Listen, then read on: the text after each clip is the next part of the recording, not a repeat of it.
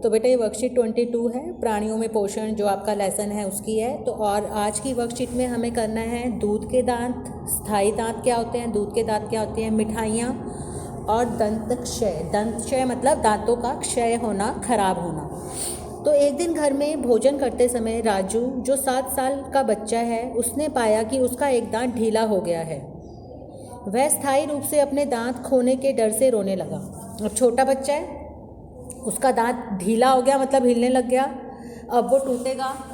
तो जब उसे ये पता चला तो बच्चे डर जाते हैं ना, तो उसको लगा अरे अब मेरा दांत तो स्थायी रूप से चला जाएगा, मतलब हमेशा के लिए चला जाएगा। ये सोचकर वो रोने लगा। उसकी माँ ने उसे कहा कि बेटा दूध के दांत और स्थायी दांत, उसकी माँ ने उसे बताया दूध के दांत के बारे में और स्थायी दांत के बारे में। तो चलिए पता करते हैं। भोजन को मुख के माध्यम से ग्रहण करते हैं। जहाँ भोजन को मुंह के माध्यम से ग्रहण करते हैं आपको पता है, जहाँ वह दांतों की मदद से छोटे छोटे टुकड़ों में पीस दिया जाता है। तो क्या आप जानते हैं कि हम अपने जीवन में 2 बार दांतों का सेट प्राप्त करते हैं, 2 बार हमें दांत मिलते हैं। तो पहला तो है दूध के दांत, शैशव काल। शैशव काल मतलब जब 1 से 2 साल की उम्र होती है उसे शैशव काल कहते हैं। उसके दौरान दांतों का पहला सेट निकलता है।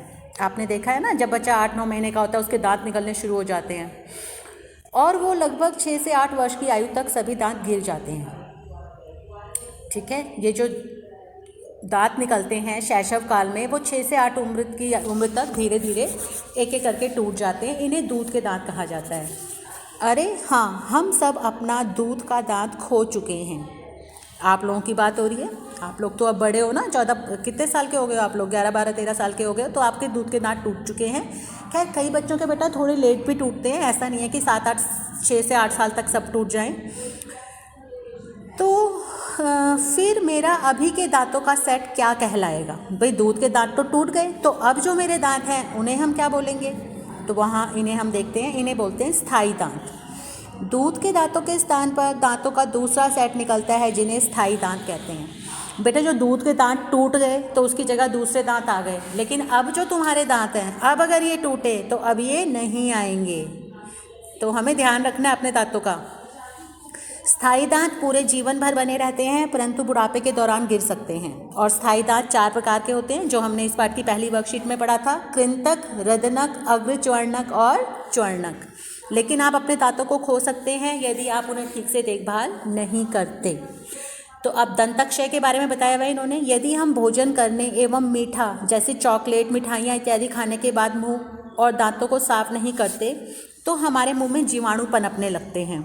और वो क्या करते हैं, जो मीठा है कई बार हमारे दांतों में फंसा रह जाता है, या जो मीठापन हमारे दांतों में लगा रह गया, तो भोजन की शर्करा, तो ये जो जीवाणु होते हैं उस भोजन को खाने लग जाते हैं और इस काम में वो एसिड बनाते हैं, अम्ल बनता है। इस काम में अम्ल बनता है और अम्ल आपको पता है हर चीज़ को नुकसान पहुंचाता है ना। तो ये अम्ल धीरे धीरे दांतों को नुकसान पहुंचाता है, इसे दंतक्षय कहते हैं। दांतों को नुकसान जो पहुंचता है उसे दंतक्षय कहते हैं। अब यहाँ पर आपको दिया हुआ है दांतों की देखभाल एक अच्छी आदत। प्रतिदिन हमें कम से कम 2 बार ब्रश या दातुन से दांत साफ करने चाहिए। तो बेटा रात को सोने से पहले तो ज़रूर करना है। हमने जो भी खाया है रात को जब आप सोने जाते हैं तो दांत ब्रश ज़रूर करने हैं।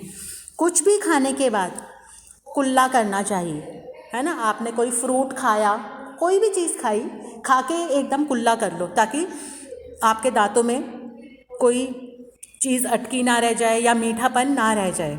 मुख के अंदर गंदी उंगली अथवा बिना धुली वस्तु नहीं डालनी चाहिए, वो तो हमें पता ही है। गंदा हाथ, गंदी उंगली मुंह के अंदर डालोगे तो सारी गंदगी हमारे पेट में जाएगी, हम बीमार होंगे। अब प्रश्न उत्तर है, आखिरी बार जब आपका दूध का दांत टूटा था तब आपकी आयु क्या थी? तो आप लोग लिख लेना।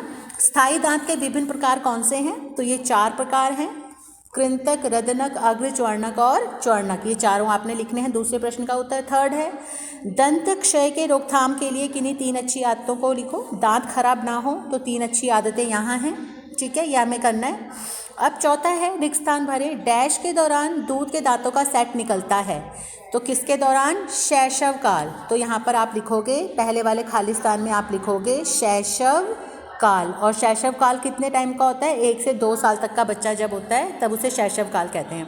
तथा लगभग डैश से डैश की आयु में गिर जाता है 6 से 8। तो पहले वाले खाली स्थान में आएगा शैशव काल, इस वाले में, दूसरे में 6 से 8। तो ये वर्कशीट आपकी हो गई है, बहुत ईजी है, कर लेना बेटा इसे कॉपी में। कोई बात ना समझ आए तो मुझसे पूछ लेना।